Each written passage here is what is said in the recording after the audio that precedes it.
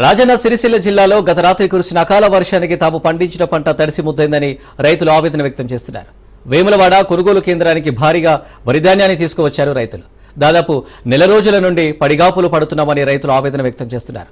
వరిధాన్యం కొనుగోలు కేంద్రానికి తమ ధాన్యం తీసుకువచ్చి దాదాపు 45 రోజులు అవుతున్నా తమను పట్టించుకునే నాదుడే లేరని వాపోతున్నారు. అంతేకాకుండా ఎర్రటి ఎండలో పడిగాపులు పడుతున్నామని, వడదెబ్బకు ఆసుపత్రి పాలవుతున్నామన్నారు. వెంటనే ధాన్యం కొనుగోలు చేయాలని వారు డిమాండ్ చేస్తున్నారు.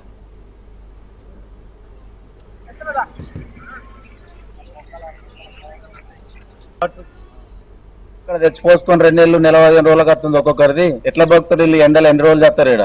ఒక్కొక్కరు ఎండలో చేసిపోయి పేషెంట్లు అవుతారు దవాఖానలో పొంటి. ఎట్లా జరిగారు చూడండి రైతుల్ని ఎందుకు ఇంత ఇబ్బంది పెడతారు. ఎమ్మెల్యే ఉన్నారా లేడా అసలు? చూస్తలేరు ఇక్కడ ఇవి ఎన్ని రోజులు ఉంటాయి అట్లు ఎప్పుడైనా ఉన్నాయి. ఎట్లా మీరు నుండి ఎందుకు పరిచయం చేస్తారు? ఎందుకు కోసం వచ్చుకుంటారు రైతుల్ని? సాధకపోతే రాజం చేయరు. ఎవడో పోతాడు బయట ఎవడో కొంటాడు పోతాడు. కడియాకు ఎందుకు కడిగేస్తున్నావు? ఏది కడియాకు ఉన్నాయి ఎందుకు? ఎమ్మెల్యేకి గుద్దాగిట్లున్నట్లు ఓడగొట్టుకోకపోయి ఇంకా ఊర్లన్నీ ఎట్లా ఉంటాడు? ఎట్లా చూసేస్తాడు? ఎప్పుడు చూసొచ్చు కొంటాడు. ఈ అట్లుగానే మంత్రి ఎవడో కానీ ఆయనకి తెలివి లేదు అసలు. మైండ్ పనిచేస్తూనే ఉంటుంది. ఈ రైతులు 2 నెలలు ఉంటాయి అట్లు. ఎవడు మునిగాలి ఇప్పుడు? అవి నాని అట్లు సుతం తీసుకోవాలి.